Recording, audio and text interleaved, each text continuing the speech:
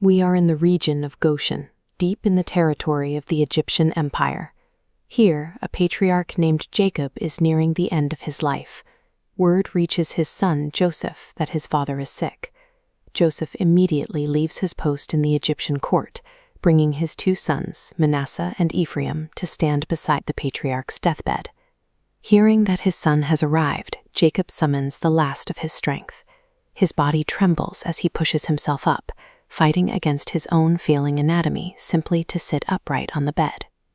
While the Egyptian Empire continues its sprawl outside, the quiet dialogue in this dusty room will determine the legal and spiritual identity of everyone in Jacob's line.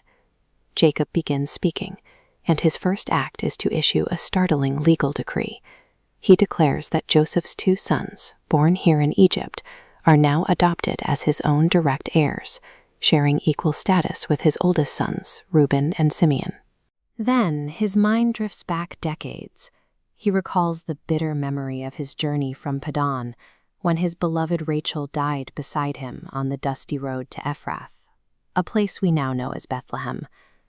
The text notes that Jacob's eyes are dim with age.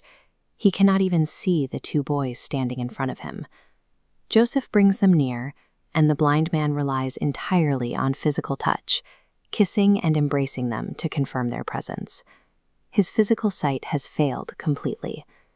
Because of this, Jacob is now operating purely on a spiritual vision, setting the stage for a deliberate disruption of everything Joseph expects to happen next. To receive the blessing, Joseph meticulously positions his sons before his father. He adheres strictly to the cultural rules of birthright, ensuring the older son will receive the primary honor. This diagram shows the exact physical arrangement. Joseph places Manasseh, the firstborn, facing Jacob's right hand, and younger Ephraim facing his left. Culturally, the right hand carries immense legal weight. The blessing is mandated to take a parallel path straight to the firstborn. Joseph has arranged his family into an architecture of human tradition. The spacing is correct, the alignment is perfect. They simply wait for the orderly blessing to fall. The blind patriarch lifts his arms. With slow, heavy movements, he reaches his hands outward toward the two waiting boys. Then he subverts the entire arrangement. Jacob deliberately crosses his wrists, placing his right hand upon the head of the younger Ephraim and his left hand upon the firstborn Manasseh. Joseph watches this happen and immediately panics. He is completely convinced that his blind father has made a tragic spatial error, mistaking the identity of the boys. Joseph actually physically intervenes. He steps forward and grasps his father's wrists, attempting to forcibly unclasp him and redirect the heavy right hand to the head of his firstborn. But Jacob resists. His body remains immovable. He refuses his son's correction with a definitive, unwavering response. "I know it, my son, I know it." This deliberate, crossed-arm gesture severs the assumed link between human birth order and the receipt of divine favor. Jacob makes it clear that God's plan does not neatly align with their carefully constructed traditions. Jacob speaks the prophecy over them. He acknowledges that the older brother, Manasseh, will indeed become a great people, but he officially elevates the younger, Ephraim, decreeing that his descendants will grow into a multitude of nations. After securing the boy's future, Jacob turns his attention to Joseph with a profound final promise.